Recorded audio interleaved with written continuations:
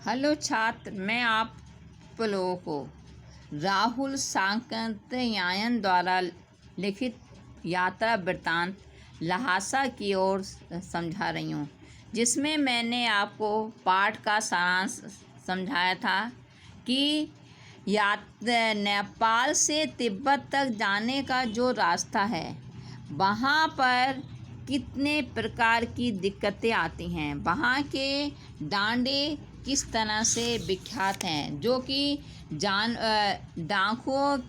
डाकू जिनके उनको अपना उचित स्थान मानते हैं। डांडों में कानून व्यवस्था ढीली होने का क्या कारण है, और डांडे इतने खतरनाक हैं कि दूर दूर तक कोई भी गांव गिराव नहीं होते। नदियों के मोड़ और पहाड़ों के कोनों के कारण आदमियों को दूर तक देखा भी नहीं जा सकता। डाकुओं के लिए यह सबसे अच्छी जगह होती है। तिब्बत में गांव में अगर खून हो जाए तब खूनी को सजा भी नहीं मिल सकती। निर्जन स्थानों पर मरे हुए आदमियों की कोई परवाह भी नहीं करता। सरकार, खुफिया विभाग और पुलिस पर इतना खर्च नहीं करती। वहाँ पर गवाह तो मिल ही नहीं सकता, और यहाँ पर हथियार रखने या ना रखने पर कोई भी प्रतिबंध नहीं है। इसलिए यहाँ लोग लाठी के बजाय पिस्तौल या बंदूक रखते हैं। डाकू भी पहले आदमी को मारते हैं, बाद में लूटते हैं, क्योंकि उन्हें पता है कि तिब्बत में हथियार रखने अथवा ना रखने के विषय में कोई भी कानून नहीं है। इसलिए उन्हें अपनी जान का भी खतरा रहता है। इसलिए वह पहले आदमी को मारते हैं, बाद में लूटते हैं। तो यह मैंने आपको अब हमें विकट से लेकर प्राणों का खतरा है, ये वाला गद्यांश मैंने समझा दिया। उसी में मैं दूसरा गद्यांश आप लोगों को समझाने जा रही हूँ। उसी से आपको संबंधित प्रश्नोत्तर लिखने पड़ेंगे। गद्यांश है, तिब्बत की ज़मीन से लेकर हमें कुछ ख्याल करना चाहिए था। तिब्बत की ज़मीन से लेकर हमें कुछ ख्याल करना चाहिए था। तिब्बत की, इसका देखिए गद्यांश पढ़ रही हूँ मैं। तिब्बत की ज़मीन बहुत अधिक छोटे बड़े जागीरदारों में बटी है। इन जागीरों का बहुत ज़्यादा हिस्सा मठों विहारों के हाथ में है। अपनी जागीर में प्रत्येक जागीरदार कुछ खेती खुद भी कराता है, जिसके लिए मजदूर बेगार में मिल जाते हैं। खेती का इंतजाम देखने के लिए यहाँ कोई भिक्षु भेजा जाता है, जो जागीर के आदमियों के लिए राजा से कम नहीं होता। सेकर की खेती के मुखिया भिक्षु नम से बड़े भद्र पुरुष थे। वह हमें बहुत प्रेम से मिले। हालांकि उस वक्त मेरा वेश ऐसा नहीं था, उन्हें कुछ भी ख्याल करना चाहिए था। तो यह जो है आपको इस गद्यांश से संबंधित प्रश्नोत्तर आपको करने हैं। फिर गद्यांश एक बार फिर पढ़ रही हूँ। तिब्बत की जमीन बहुत अधिक छोटे बड़े जागीरदारों में बटी है। इन जागीरों का बहुत ज़्यादा हिस्सा मठों या विहारों के हाथ में है। अपनी अपनी जागीर में हर एक जागीरदार कुछ खेती खुद भी कराता है। उसके लिए मजदूर बेगार में मिल जाते हैं। खेती का प्रबंध देखने के लिए वहाँ कोई भिक्षु भेजा जाता है जो जागीर के आदमियों के लिए राजा से कम नहीं होता। जागीर की सेकर की खेती के मुखिया भिक्षु नाम से बड़े भद्र पुरुष थे। वह बहुत प्रेम से मिले। हालांकि उस वक्त मेरा वेश ऐसा नहीं था, उन्हें कुछ ख्याल करना चाहिए था। तो इस गद्यांश में लेखक ने तिब्बत की जो खेती की जो ज़मीन है उसके बारे में बताया है कि तिब्बत की जो ज़मीन है वह छोटी छोटी जागीरदारों में बटी है। उनमें जिनमें अधिकतर जागीरें बौद्ध मठों या बिहारों के जो हैं अधीन हैं। हर एक जागीरदार अपनी खेती स्वयं करता है, क्योंकि खेती के लिए उन्हें मजदूर जो है बेगार में मिल जाते हैं। बेगार में मजदूर उनको कहते हैं जिन मजदूरों को कुछ मजदूरी नहीं देनी पड़ती, उन्हें हम बेगार मजदूर कहते हैं। तो भिक्षु वहाँ पर जो जागीरदार होते हैं उनको बेगार में मजदूर मिल जाते हैं। खेती का इंतजाम करने के लिए कोई भिक्षु भेजा जाता है और वह भिक्षु वहाँ के आदमियों के लिए राजा से कम नहीं होता, क्योंकि उसे भी राजा के समान अन्नदाता माना जाता है। जो जागीर के राजा सेकर बिहार की खेती के जो मुखिया नमसे थे, वे बहुत ही भद्र सज्जन पुरुष थे। वह लेखक से बहुत ही प्रेम से मिले, चूँकि उस समय लेखक की जो वेशभूषा एक भिखमंगों की थी, तब भी उन्होंने इनका ख्याल नहीं किया। तो इस प्रकार से इस गद्यांश के आपको प्रश्नोत्तर करने हैं। इस गद्यांश में मैंने आपको पहला प्रश्न दिया है तिब्बत की जागीर व्यवस्था पर प्रकाश डालिए। पहला प्रश्न है तिब्बत की जागीर व्यवस्था पर प्रकाश डालिए। तो तिब्बत की सारी खेती की ज़मीन छोटी बड़ी जागीरदारों में बटी हुई है। इनमें से अधिकतर जागीरें बौद्ध मठों और बिहारों के अधीन हैं। हर एक जागीरदार अपनी अपनी जागीर में खेती कराता है। उसके लिए मजदूर बेगार में मिल जाते हैं।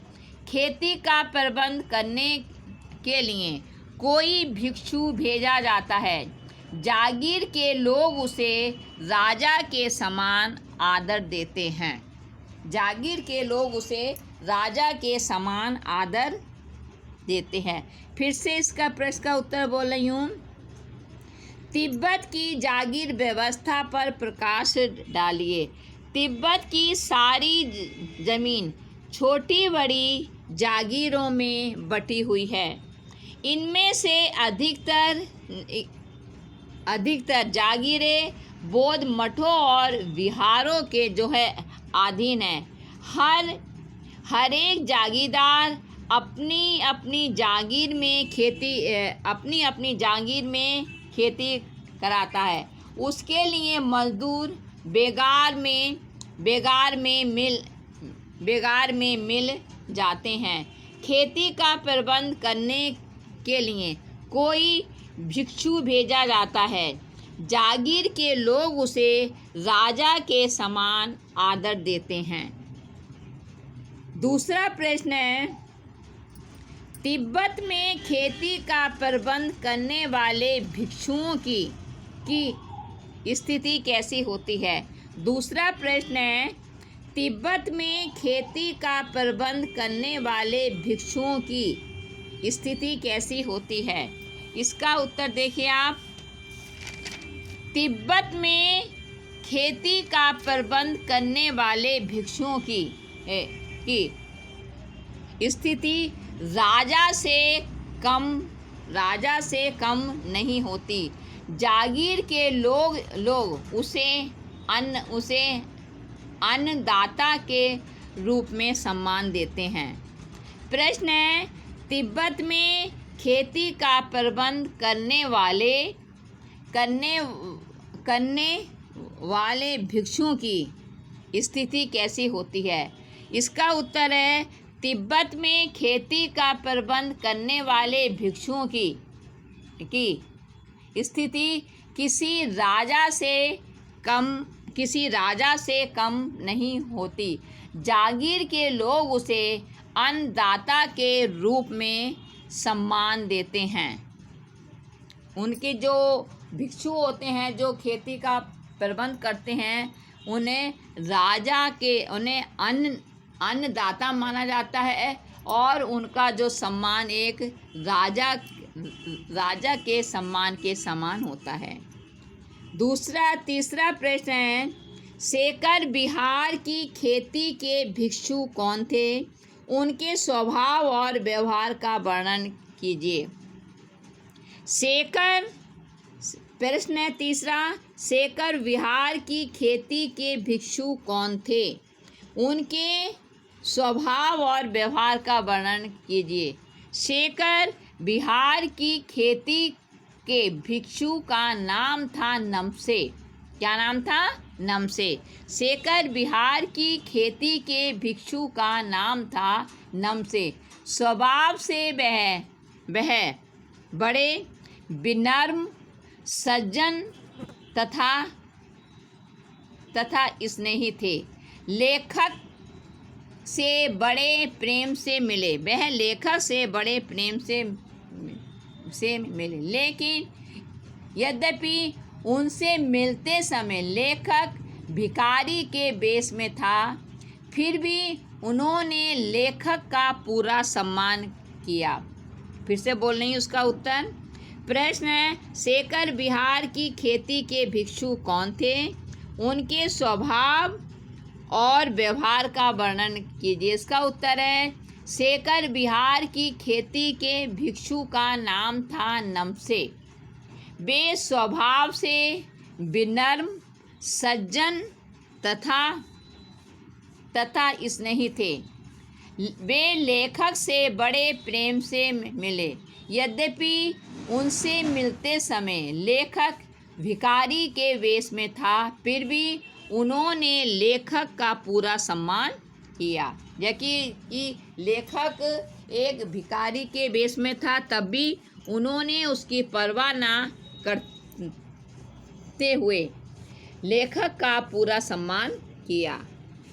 चौथा प्रश्न है, लेखक को अपने वेश के बारे में चिंता क्यों थी? लेखक प्रश्न है, लेखक को अपने वेश के बारे में चिंता क्यों थी? इसका उत्तर है, लेखक भिखमंगे के वेश में था। इस वेश में किसी से सम्मान पाने की बिल्कुल बिल्कुल अपेक्षा नहीं होती। तिब्बत में वैसे भी भिखमंगों की कोई इज्जत नहीं होती। इससे भी बड़ी बात यह थी कि लेखक सामान्य मनुष्य से नहीं बल्कि राजा के समान पूज्य भिक्षु से मिलने जा रहा था। इसलिए उसके मन में अपने वेश की चिंता थी, अपने वेश के बारे में चिंता थी। फिर से इसका उत्तर बोल रही हूँ। लेखक को अपने वेश के बारे में चिंता क्यों थी?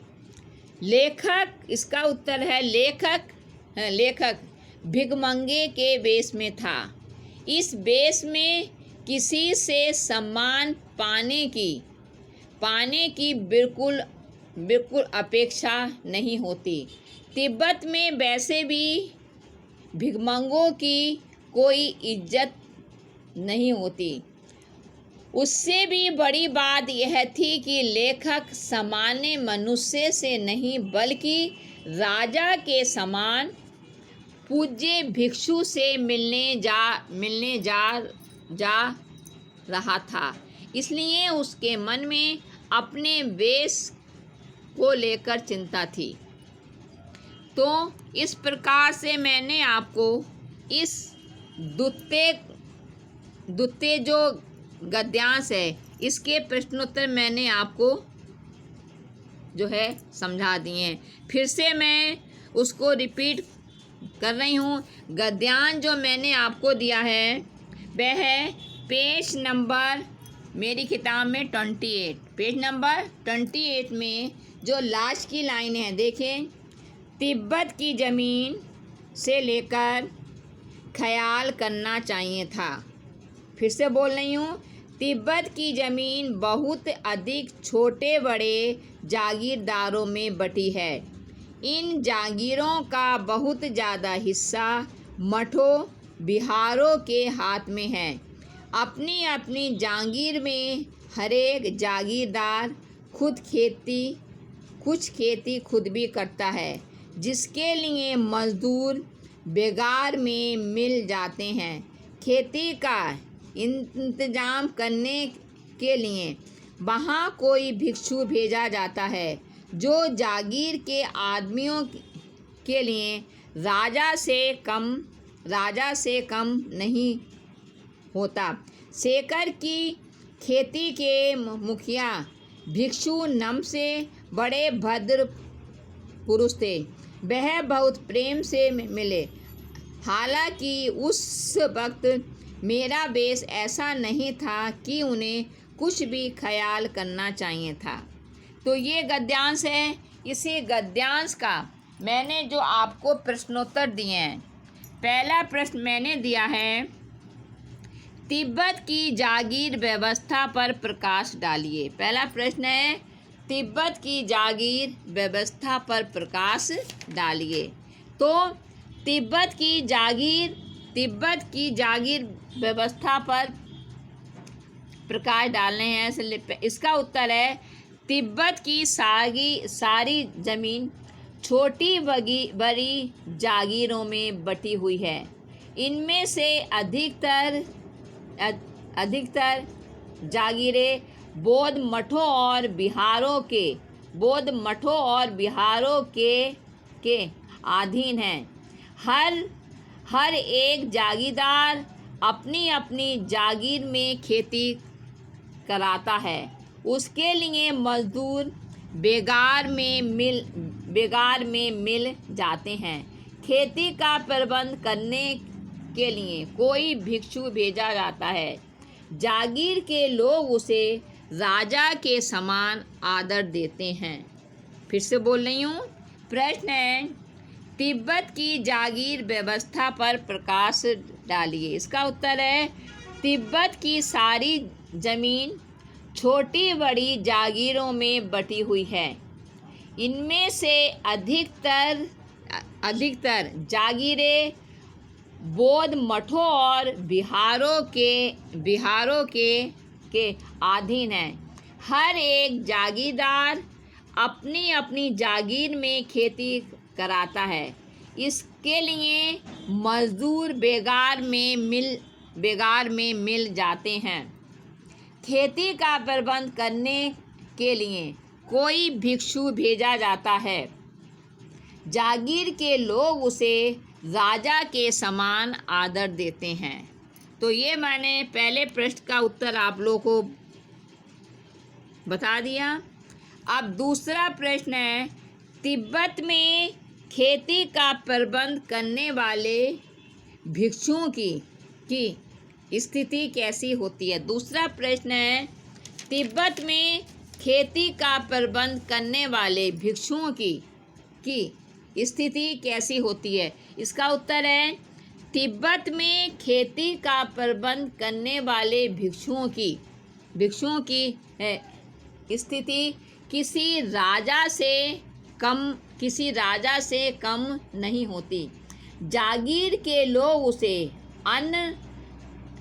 अन्नदाता के रूप में सम्मान देते हैं, यानी जागीर के लोग उसको अन्नदाता मानते हैं। फिर से देखिए इसका, तिब्बत में खेती का प्रबंध करने वाले भिक्षुओं की स्थिति किसी राजा से कम नहीं होती। जागीर के लोग उसे अन्नदाता के रूप में सम्मान देते हैं। जो भिक्षु जो भेजा जाता है खेती का प्रबंध करने के लिए, जागीर के लोग उसे अन्नदाता मानते हैं, उसको अन्नदाता के रूप में सम्मान देते हैं। तीसरा प्रश्न है, शेखर बिहार की खेती के भिक्षु कौन थे। उनके स्वभाव और व्यवहार का वर्णन कीजिए। शेखर बिहार की खेती के भिक्षु का नाम था नमसे। कौन थे वहाँ के भिक्षु? नमसे। तो शेखर बिहार की खेती के भिक्षु का नाम था नमसे। वे स्वभाव से विनम्र, सज्जन तथा स्नेही थे, स्नेह करने वाले थे। वे लेखक को बड़े प्रेम से मिले। यद्यपि उनसे मिलते समय लेखक भिखारी के वेश में था, फिर भी उन्होंने लेखक का पूरा सम्मान किया। फिर से बोल रही हूँ मैं, शेखर बिहार की खेती के भिक्षु का नाम था नमसे। वे स्वभाव से विनम्र, सज्जन तथा स्नेही थे। वे लेखक से बड़े प्रेम से मिले। यद्यपि उनसे मिलते समय लेखक भिखारी के वेश में था, फिर भी उन्होंने लेखक का पूरा सम्मान किया। लेखक क्या था? भिखारी के वेश में था, तब भी नमसे ने इस बात की चिंता नहीं की और उन्होंने लेखक का पूरा सम्मान किया। चौथा प्रश्न है, लेखक को अपने वेश के बारे में चिंता क्यों थी। लेखक को अपने वेश के बारे में चिंता क्यों थी। इसका उत्तर है, लेखक भिखमंगे के वेश में था। लेखक भिखमंगे के वेश में था। इस वेश में किसी से सम्मान पाने की बिल्कुल भी अपेक्षा नहीं होती। तिब्बत में वैसे भी भिखमंगों की कोई इज्जत नहीं होती। इससे भी बड़ी बात यह थी कि लेखक सामान्य मनुष्य से नहीं बल्कि राजा के समान पूज्य भिक्षु से मिलने जा रहा था।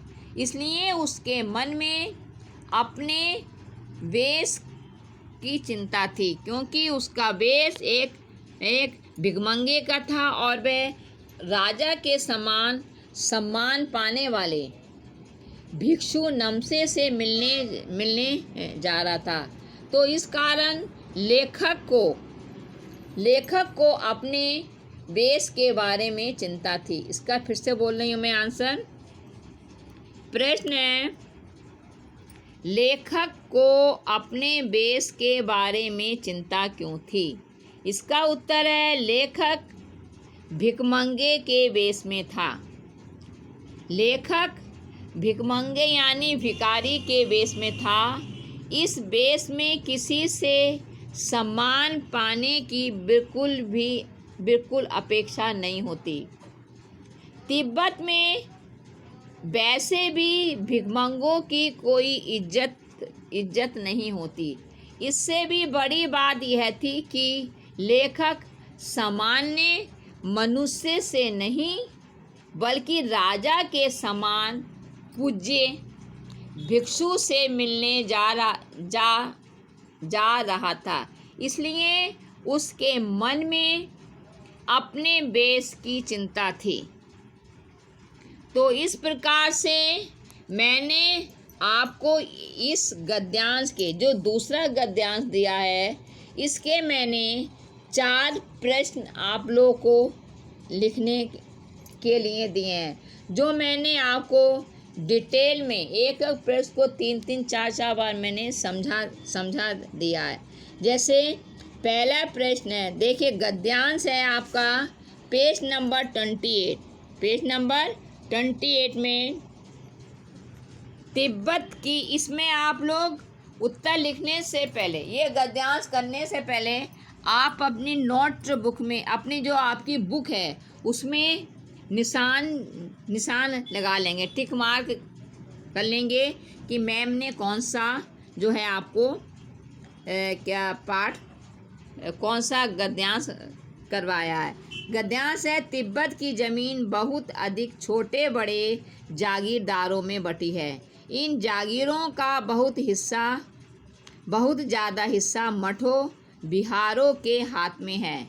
अपनी अपनी जागीर में हरेक जागीरदार कुछ खेती खुद भी कराता है, जिसके लिए मजदूर बेगार में मिल जाते हैं। खेती का प्रबंध करने के लिए वहाँ कोई भिक्षु भेजा जाता है, जो जागीर के आदमियों के लिए राजा से कम नहीं होता। सेकर की खेती के मुखिया भिक्षु नम से बड़े भद्र पुरुष थे। वह बहुत प्रेम से मिले। हालांकि उस वक्त मेरा वेश ऐसा नहीं था कि उन्हें कुछ भी ख्याल करना चाहिए था। तो ये आपको इस गद्यांश से मैंने आपको 3-4 बार पढ़ दिया है। इस गद्यांश है और इस गद्यांश से संबंधित 4 प्रश्न, केवल मैंने 4 प्रश्न दिए हैं। पहला प्रश्न है, तिब्बत की जागीर व्यवस्था पर प्रकाश डालिए। पहला प्रश्न है, तिब्बत की जागीर व्यवस्था पर प्रकाश डालिए। दूसरा है, तिब्बत में खेती का प्रबंध करने वाले भिक्षुओं की स्थिति कैसी होती है।